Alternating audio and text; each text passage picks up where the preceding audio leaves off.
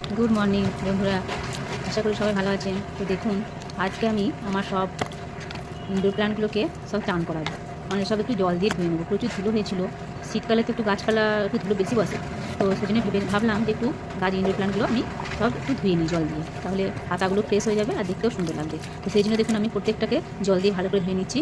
আর আগেরটাও একটা money plant, ওইটা printed, আর এটাও একটা মানি প্ল্যান্ট, এটা মানি প্ল্যান্ট নয়, এটা ইনডোর প্ল্যান্টের মধ্যে পড়ে। তো দেখুন সবগুলো আমি আস্তে আস্তে সব ধুয়ে নিচ্ছি, একদম ধুলোগুলো সব ধুয়ে ফ্রেশ হয়ে যাচ্ছে, দেখতেও ভালো লাগছে, গ্লেজ দিচ্ছে পাতাগুলো। তো এইভাবে আমি শীত যখনই পড়ে, শীতে একটু বেশি এগুলোকে চান করায়, যেহেতু ধুলো বেশি পড়ে, তো গাছগুলো দেখলেও আমার মনটাও ভালো হয়ে যায়। তো একটা একটা করে দেখুন সবগুলোকে আমি জল দিয়ে ধুয়ে নিচ্ছি, আর সবগুলোকে একটু করে ধুয়ে নিচ্ছি। তারপরে এগুলোকে আমি একটু সামান্য রোদের মধ্যে রেখে দেবো। সঙ্গে সঙ্গে আমি মানে রুমের ভিতরে ঢোকাবো না, রুমে থাকে না, এটা আমার সিঁড়ির মধ্যে থাকে, একটু আদো ছায়া আদো রোদ এরকম থাকে, তাহলে গাছগুলোও সুন্দর হয়, গ্রোথও ভালো হয়, আর গ্লেজও থাকে। তো সেই জন্য আমি সিঁড়ির মধ্যে একটা আমার গাছ রাখার জন্য একটা ব্যবস্থা করা আছে লোহার, তো সেখানে আমি রেখে দিই। তো এইভাবে আমি সব গাছগুলোকে দেখুন একটা একটা করে ধুয়ে নিচ্ছি। আপনারাও মনে হয় নিশ্চয়ই এইভাবে একবার করে ধুয়ে নেন। আর শীতকালে ধুতেই হয়, না হলে তো প্রচুর ধুলো হয়, আর ধুলো হলেও গাছগুলো নষ্ট হয়ে যায়, আস্তে আস্তে ফাঙ্গাস লেগে যায়, তো সেই জন্য নষ্ট হয়ে যায়।